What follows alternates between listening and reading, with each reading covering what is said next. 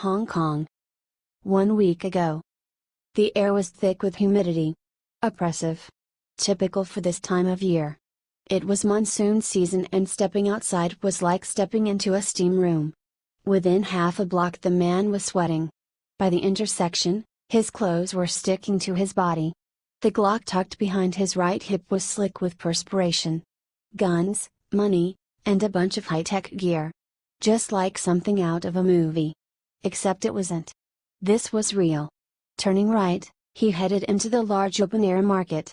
It looked as if a car bomb packed with neon paint cans had detonated. Everything, even the luminous birds in their impossibly small cages, was aggressively vivid. The smells ran the gamut from ginger and garlic to the putrid gutter oil dredged up from restaurant sewers and grease traps by many street cooks. There were rusted pails of live crabs, buckets of eels, and shallow bowls of water filled with fish. Men and women haggled over oranges and peppers, raw pork and chicken. Like the first spring snow melt snaking along a dry, rock-strewn riverbed, Ken Harmon moved through the market. He focused on nothing, but saw everything, every cigarette lit, every newspaper raised, every cell phone dialed.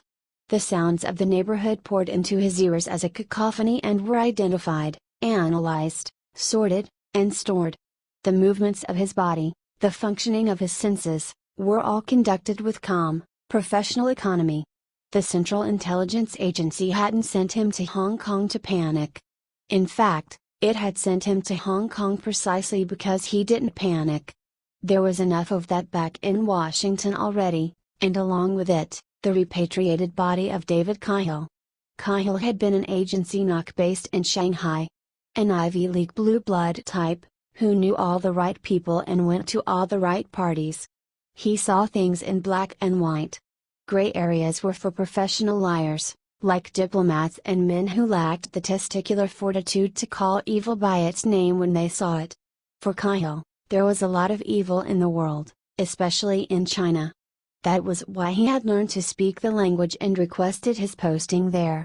As a knock, or more specifically an agent operating under non-official cover, he wasn't afforded the diplomatic immunity enjoyed by other CIA operatives working out of an embassy or consulate. Cahill had been a spy, a true secret agent. And he had been very good at his job. He had built a strong human network in China, with assets in the Chinese Communist Party, the People's Liberation Army, and even the Chinese intelligence services.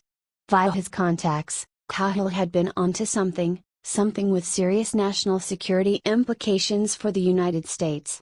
Then, one night, while meeting with one of his top assets, he dropped dead of a heart attack right in front of her. The asset was a DJ out of Shanghai named Mengxia. Her parties were some of the best in China.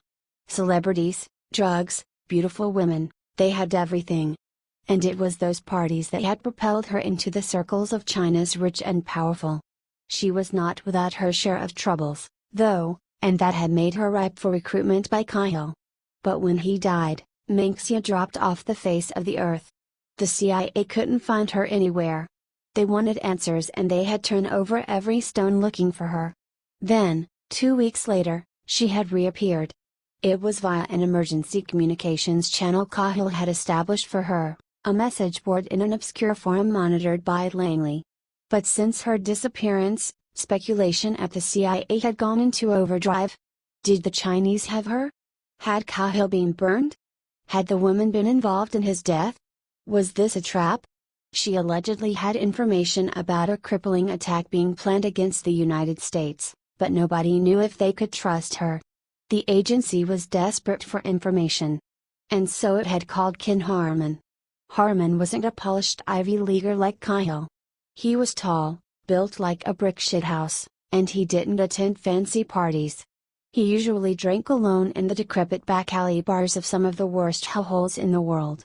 He was a rough man with few attachments and only one purpose. When someone somewhere pushed the panic button, Harmon was what showed up.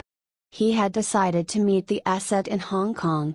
It made more sense than Shanghai and was much safer than Beijing, especially for a white guy. Harmon had chosen the coffee shop. A Starbucks knockoff. It was busy, with the right mix of Chinese and Anglos. People chatted on cell phones and pecked away at keyboards. They had buds in their ears and listened to music or watched videos on their devices. Whatever happened to a cup of coffee and a newspaper?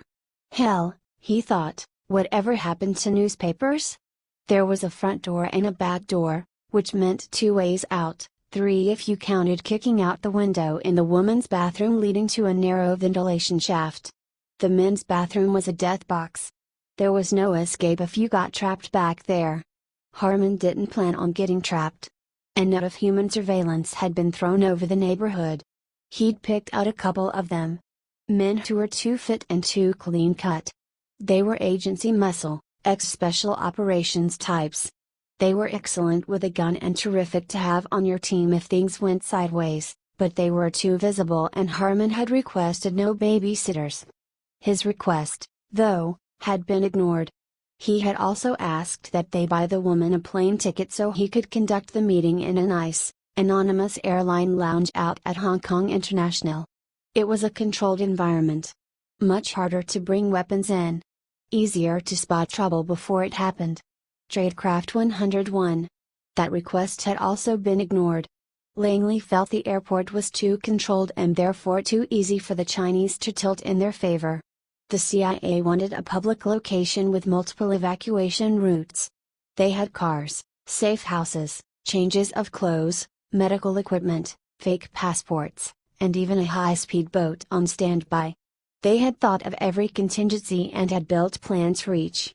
That was how worried they were. Stepping inside, Harmon scanned the cafe.